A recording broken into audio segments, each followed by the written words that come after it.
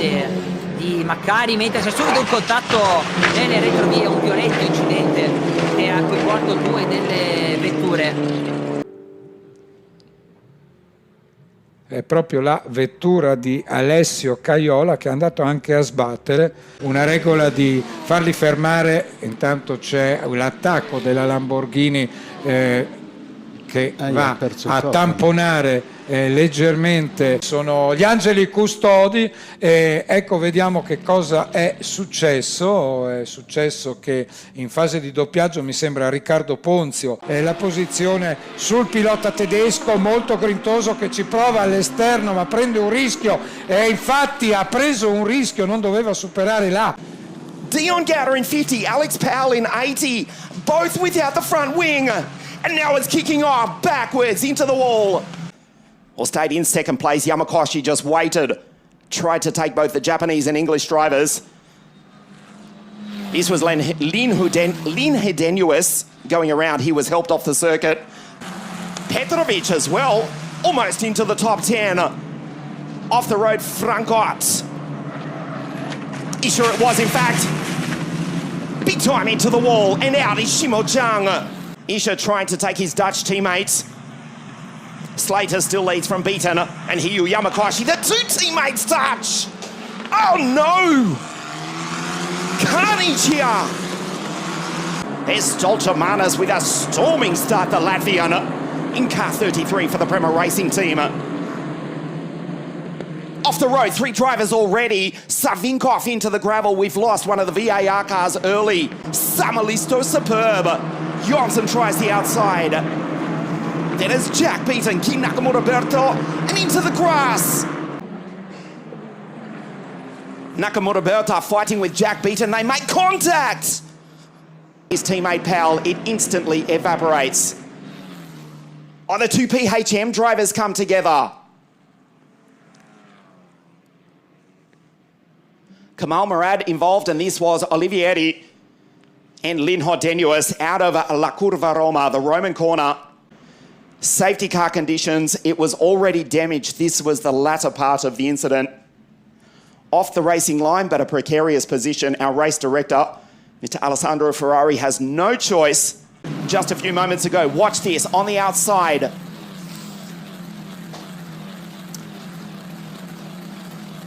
And this happening just a few moments ago. Kabir Anurag coming together with the American Everett Stack. Check this out, out of 2, over to 3. Who's going to come out with it? Little breakup contact. Jeffers is off. Jeffers and Elkin both off and into the tires on the exit of turn number 3. So as he come down into there, that's exactly right. So that was Jackson Evans, who's made contact with the back. And Thomas has got up the inside and climbed over. They've interlocked, and I think beautiful job there by the Red Bull Ampol pair to be first and second. Traffic jam into the right-hander at 5, and up and over goes Heimgartner. An awkward moment with Cooper Murray, and another wheel interlocking moment like we saw yesterday. Replay down here at turn 1 with Matt Payne contact with Ryan Wood. It's not been a good day for Wood, has it? And we will have a replay here. Oh, yeah, he had. Can he overtake two cars in one go?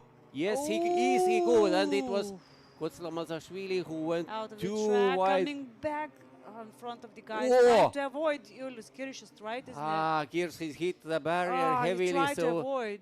what happened here? Did he lose? Yeah, he lose it on the curb. That's painful. Yeah, 4 Latvians in front. And now Mežaks is mixing in. There was a contact, and it means Malinovskis went off. Malinovskis out of the track. I think it was a chain reaction. But still, we can see the grid corresponds to the pace. Ooh! And Jatkavicius has a no. crash over the bridge. Slipped out. Had a crash into the barrier. The 19-year-old championship hopeful sliding off the road and flipped into a roll on the first forest stage of the opening morning.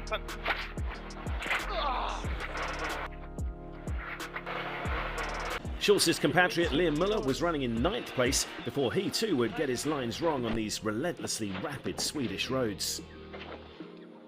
Mattia Zanin losing the position to his compatriot David Pesavento before an off of his own on the final day ended what had been a promising run.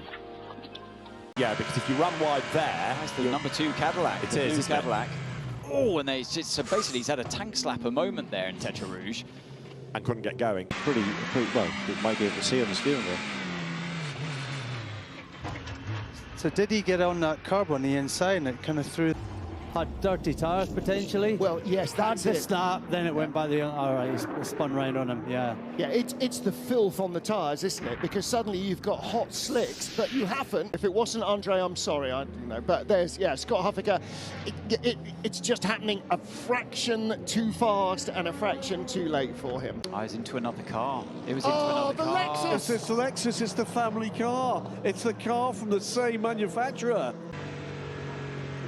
Oh, he just brakes in front of it, or it totally caught him out. That would have caught me out as well.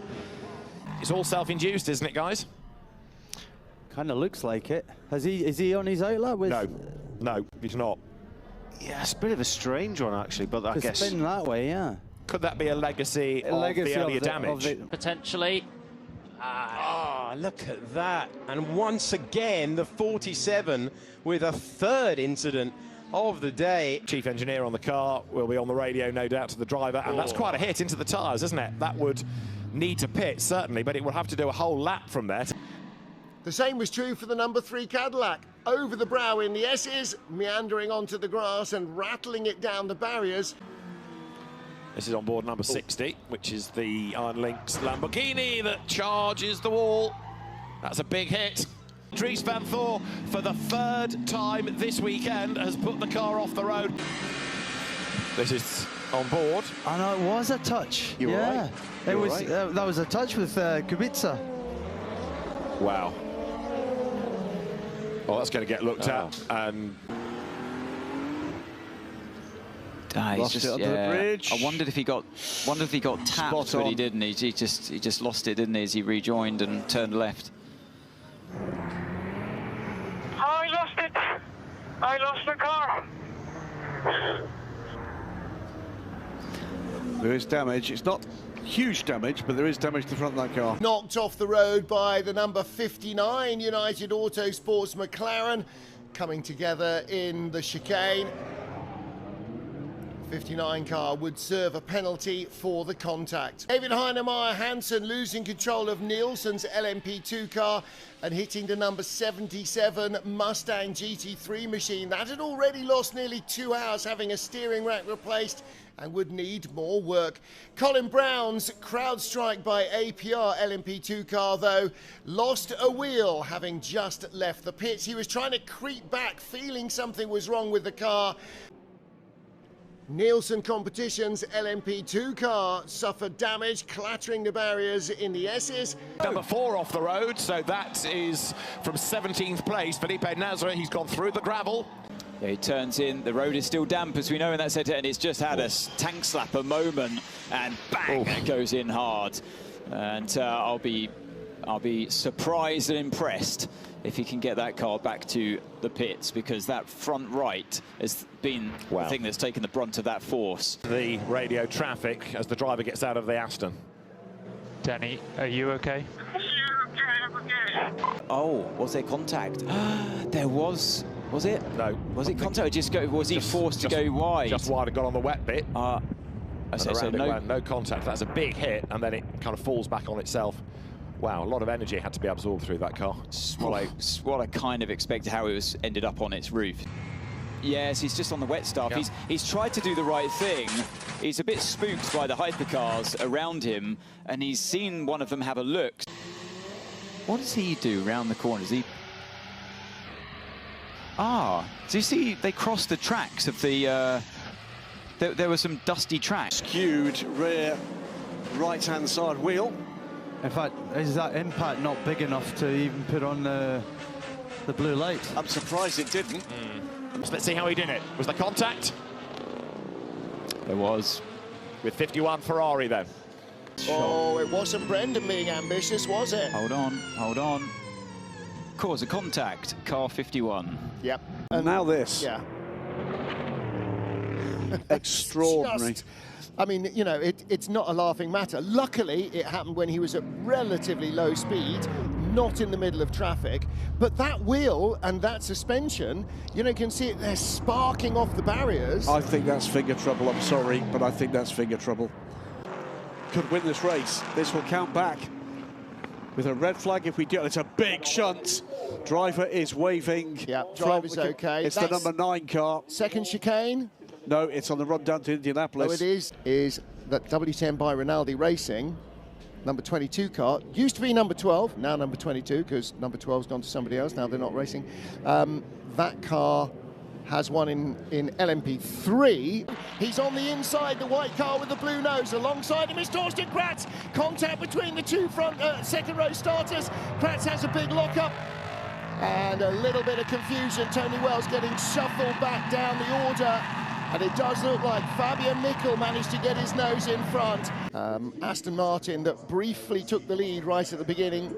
And there was contact from behind. That's the Euro International car on the rear of Christophe Cresp. I think it is for the 29 31, car. That's Jean-Ren de Fourneau. Of the Euro International car, but no way through. This is the Castle Racing 74, the 91 from Blackthorn. This is the end of the race for the 23 car. Very wisely parks it.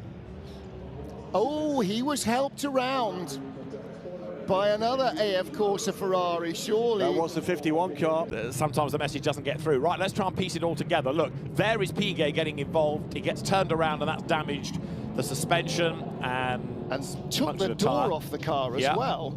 Strom had had more time on track. Don't do that. In the Porsche curve, down in the S's rather, a big lunge. And as I said early on, he's completed his stint now, but Andrei Lewandowski, very, very good indeed. That's the leader with the puncture. Bonduelle, the race leader, has got a flat, and he's trying to limp that back, but you can see rubber flailing, bodywork being ripped. That is race over. Well, now then, that's a real disaster for Amaury Bonduelle. So Michelotto can afford to have a massive back-off. And again, Jakob Riegel trying to get the car back. I mean, that's every racing driver's instinct. But, you know, this is effectively at least 3 laps of anywhere else. But when you were in the car felt completely fine? Yeah, fully. I managed the tires well. I went in P2, then went on P1, and then this happened. So nothing with the tires, didn't have any vibration, nothing. That point you were making about Matti Michelotto going solo, it's definitely working because he's on for his first podium of the year, never mind his first win. Around spins number 3 of Adrian Lewandowski at the end of, what, 2019, I think, come and do the Walter Hayes Trophy at Silverstone in Formula Ford 1600s, the end of season tournament. You've got more drama on the last lap. He has a crash, a little contact in the rear, as we can see. And we have safety car. Let's see the replay. Oh, he spun off on his own. Great spectacle between these two Argentinian touring car masters. Oh, Regada spins off and he crashes. Essa entrada de reta é bem traiçoeira. Tem um pequeno bump por ali, Arcuri. Eu observava nos treinos muitos carros vindo e ameaçando atravessar aí na... 2 detalhes importantes, aquilo que você falou. Eita! Olha só, fogo aí no carro pole position. Sai daí, Carlesso. Acho que o Carlesso não viu ainda, né? Tá sentadinho dentro do carro. Abre a porta para sair de dentro do carro. Acho que agora que ele viu que a coisa estava pegando fogo, literalmente. Que situação. Que situação, né? É que, explicando, os pilotos eles são recomendados a ficar dentro do carro se sente que tá tudo bem. Mas vai ter que trabalhar muito, o Ford vai ter que andar bastante para poder tirar esse... Nossa, agora que eu vi o replay realmente chamou a atenção e não esperava. Aquela briga da GT4, eu jurava que ia ter um pneu arrebentado, bater uma carenagem com o pneu aí, é fácil para arrebentar o pneu e perder a corrida nessa. A gente tem sai de traseira, Arcuri. Ainda foi de ré. Nossa, que rodada estranha, que eu não entendi qual curva que foi. O que aconteceu, você tá vendo ali o Chris Burnham junto com o Rogério Mota. Teve uma confusão ali, o Gabriel Moura com o Pedro Garcia, que acabou rodando. Quem perdeu ali o bico foi o 16, foi o Léo Martins, perdeu a frente inteira. O que aconteceu entre o Valmir Júnior, se ele tá sob investigação, Chris Burnham e Beto Cavaleiro rodaram ali na subida da ladeira. Cacá Bueno já vai se defendendo na trajetória do meio. Caio Chanca vem por dentro, ficando ali por fora, vem o carro tripulado pelo Lucas Mendes e já tem carro rodando, me parece ser ali o Esperafico. Parabenizar Kayan pela vitória na primeira corrida. Ele é um dos pilotos que fez o teste lá em New Smyrna, Daytona, então parabéns para ele. Dessa vez foi um toque com o Gui Bax, acabou se escorando no carro do Gui. Vai rodando o piloto da categoria Challenge. E vai rodando também agora. Ficou para trás o Sérgio Ramalho, teve um toque por ali. A Bia por fora. Aí teve o Rufino que parece que tocou no caminhão do Pedro Paulo. E o Pedro Paulo tocou no caminhão da Bia Figueiredo. Kleber acabou sendo levado de arrasto também por ali, não tinha nada a ver com a história. Abriu uma distância de 4 segundos, ponto 2 para o Jô, que é o seu rival mais próximo na briga pela vitória da Elite. E olha o sururu que se formou na curva 1, hein? Aí depois esse toque do Thiago Rizzo com o Evandro Camargo, foi o Evandro então que destruiu todos os cones e todos os pneus, e ali o abate na hora que escapou, desarmou alguma coisa ali no caminhão do Felipe Giafone, e aí o Roberval que perdeu o ponto de frenagem e acabou tocando no Wellington Cirino, e com isso os dois rodaram. Prova de número 2 que nunca desaponta, sempre mais pegada, e olha o Beto Monteiro de novo de lado, vai virando especialista em andar de lado do Beto Monteiro, e vai rodando também, batendo forte ali o Thiago Rizzo. Pancada forte. Pancada forte do Thiago Rizzo, sururuzaço formado, cuidado, pilotos da Super Truck Elite. Que loucura, e aí o pessoal do Resgate Rápido já vai trabalhando ali, assim como também Rodrigo, vai chegando o Dr. Leandro já, que é o médico aqui da Truck. E o Beto Monteiro, que da vez passada tinha danificado o lado esquerdo, vai danificando agora o lado direito. Equipe R9 Competições vai tendo dificuldades. E teve um toque ali com o Luiz Lopes. O Thiago tentando desviar do caminhão. Entire length of pit road. He was getting ready to make a run down pit road. Tire blows. 2 and 3 wide back here. Wow. The 71, Zane Smith looked like he was really loose on corner entry. The 7 was above him. Right here, 3 wide on the bottom. I think it's the 42 of John Hunter. Yep. Contact, and around goes the 10 of Noah Gregson. 1 lap down, so only 19 cars in the lead. Big contact, the 5 into the wall, and around he goes. Got collected with the 11, and the caution comes back out. Lap 184. Wow. That was... Yeah, that car just will not turn. He's gassed up right there, going hard off the corner, and it's when you make these mistakes, make them 2 days in a row, you're trying to learn. You got to find a way to learn from it and move on, but it is very difficult.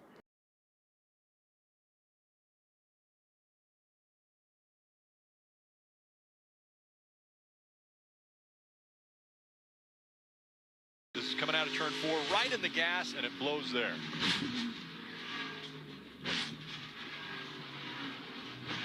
That is vicious. It's just such a hard hit. DJ and I were both grimacing over here. There was a cringe. For the safety barrier, there's Giro going by, and you see him up in the 3rd lane. We haven't seen many cars do that at all, but he has pulled that car. Watch him 3 wide, getting down in the corner. Van Alsten's on the bottom.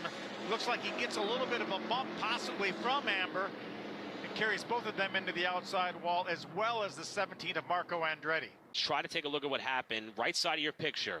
Right over there, that's where they are. Looked like maybe Chris was trying to get under the 93 of Dennison to put him another lap down. 在赛车的争夺是非常的激烈啊！哇哦，这边有台赛车打横撞向了护墙，非常严重的一起事故。另一台赛车也是在同样的位置上打横撞向了护墙，3台赛车，各队的赛车就撞到了一块儿。随后13号车也是蹦向了护墙的同一个位置上。 7초밖에 차이 나가 13초였는데 지금 7초예요. 추가이 발생합니다. 자, 지금 박석찬 선수죠. 아직 한 30초 가까이 되기 때문에 자, 랩당 계산을 하더라도 박석찬 선수 지금 스피드 걸려요. 자, 지금 박효성 환지르죠. 박석찬 문세원인가요? 예. 아까 0.1000분의 1초밖에 차이 안 났었거든요. 박석찬 밀려봐요. 박석찬 선수가 돕니다. 들어오고 있는 아까랑 비슷한 상황인데요. 자, 여기서 박석찬 선수의 차량이 이제 스핀이 걸리면서 이렇게 밀려나게 되고요. 자, 초반인 것으로 보여집니다. 컨택이 좀 있었죠. 안쪽에서 두 선수 간에 지금 컨택이 일어났고요. 장준 선수도 컨택이 좀 있었고. 다시 한번 또 치고 올라오죠. 야, 이건 또 자존심인 건가요? 여기서 더블 스핀! 비가 왔어요. 비가 내렸어요. 비가.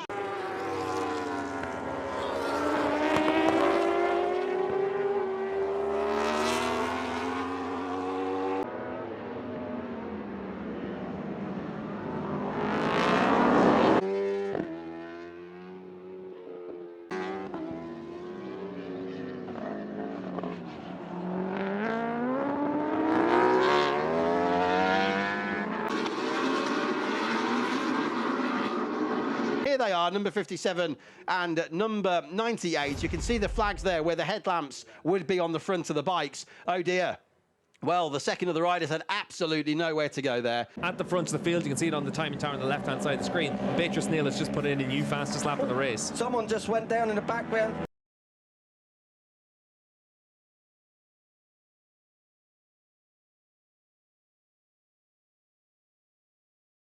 Another belting start from Maria Herrera. She will get the whole shot all the way down. Oh dear, we've already got an instant. That's on the pit straight. What's happened here, turn 6? Yeah, turn 6, the front's just going to go from underneath her, and pretty typical crash for through that corner. We've seen it in. Yeah, and was she helped back? No, she wasn't. And she goes down trying to make sure that she's holding on to. It's like they did so much of the motorcycle in the off season when the attack performance progressive. Oh man! Big crash for Sean Dillon Kelly coming out of that turn 3. That's a big high side. You know, Jason, a bike that was developed. Oh, and down he goes. Too much lean angle for Ty Scott. I'm looking back. Oh, he closed. I don't know what. Wow, his Tamburini was in front of him, really slowing. And I think Tamburini actually knew he was a little bit wide. And yeah, Owens. We see a replay of the crash. There, didn't really see the beginning of it. Pretty big tumble though, so it's great to see him able to get up and walk off. He's trying to make a pass on Benjamin Smith now as well. Oh, so Hayden's down. Maybe it's no, that's here, just lost the front end. You get to see it bouncing a little bit and just made a mistake trying to push early on in this race to do what he did yesterday. Ella Dreyer had it for the moment, but up the inside. Oh, man. No! That's not what you want to see there, Greg. That is turn 2. It's riders coming together. And we've got 3 riders Eli down. Block, who's already Eli's down there. hurt. I can see him. That is a new overall record for Mission King of the Baggers here. Brainerd International, no! And down, is that Kyle? Or There's a bump out there, Greg. And you can see that bike. It hit that small bump and got the front end unsettled. And watch this Harley go flipping through the air. That's 600 pounds. Kyle Wyman. Oh, and there he goes. Wow. Unbelievable. That is a huge error right there for Troy. That is. But there was some drama to come for Glenn Owen, the championship leader, likewise for Uden and Ryan Vickers, who went out of the race. Andy Irwin, unfortunately, though, in 3rd at this stage, losing the rear end, crashing out, was not to be. Back-to-back podiums for him. Things got a bit heavy down into the hairpin. Iden went straight on, and Danny Kent crashed out of 3rd, promoting Tommy Bridewell up into. Just up ahead of them was Leon Haslam, putting in a series of decent laps. A miserable weekend for the Completely Motorbikes FS3 team ended there with a bad. However, with Andy Irwin retiring, there was soon to be a horrible crash for Leon Haslam. Luckily, he got back to his feet, but the red flags came out. The race was declared. Hoping to make it stick. There was a couple of horrible moments. Mikey Hardy crashing out of the race. There was a moment for Owens, unfortunately, as he fell. That put David Allingham out on the rumble strips, and Matt Trulove went through on Swan, who unfortunately went into the gravel trap at the hairpin. Perfectly fine, but as the race came to a close, Talbot on the final lap clashed with a tail ender. And then this is the crash for Alfie Davidson, clipped out of the final corner going down the road. Reece Stevenson also caught up in strife there and having his own crash just 1 corner later. The 4th placers, they all threaded their way through the first couple of corners. Unfortunately, it was an early exit for the rider from Kent, Finn Smart Whedon down and out, and likewise Zach Shelton also on the deck, which brought out the safety car with the number 60 of Lennon Doherty. Then we saw another rider crashing out. That was Jack Smith ending up on the floor. And then Harrison Desoy out of podium contention, out of the race, and into the gravel trap. Get away, but there was an even bigger problem coming the way of Mike Edwards, who started from pole and unfortunately high-siding out of McIntyre's. The bike went up in flames. There was another fall as well, as Howard Selby unfortunately crashed out the same spot as Mike Edwards, but he got back up onto his feet. They just get caught in a torrent of water there, don't they? They run it wide. And what happens here? Oh, wow. Yeah, that's not what you want to do. Total aquaplaning from Rob Biggs and Ferry's sake. And I think we're going to see... Oh, that's a proper wallop, that is, isn't it? Yeah, Clement Cadil. A little bit dazed there by the look of it. I'm not surprised. I'm not surprised at all, no. No, that's a very nasty incident, and we hope that John Holden's okay. And then off in sympathy goes the number 4 of Andy Peach and Ken Edwards. Tim Geiser held a 9-point lead heading into MXGP Race 1. It was Jeremy Seewer who grabbed his second foxhole shot of the campaign. And as they came into land, Seewer misjudged the right-hander, caught his handlebar on the bank, snatched the bars out of his hand, went straight on through the barriers, 2nd to 5th. That is where the Kawasaki rider, but it was Geiser. And then watch what happens here. Seewer, Guillaume, Prado all come together. They start a domino effect that takes out Prado, Valana and Bonacorsi, Guillaume, Tondel, Spies and Osland. A lap later, Geiser made the mistake. This time he went down and handed the lead to Hurlings. Final lap though. All of a sudden, Everts all over the back of Langenfelder, who tried to prevent the Belgian going through. He came off worse. The MXGP of Italy in Maggiora. MX2 Race 1, Championship leader Kai de Wolf went down mid-pack in the first turn. As Kevin Towers also went down in what is his first pro race. You're into 4th place. And as Sashi Kunin led, he tipped over, allowed Everts to go through on lap 2 to take over the lead. And a couple of laps later, Langenfelder came unstuck here. He fell from 4th, picked himself up at 8th. It would struggle as Chase goes in there, the front end goes, and it just actually goes through and pushes through that berm. And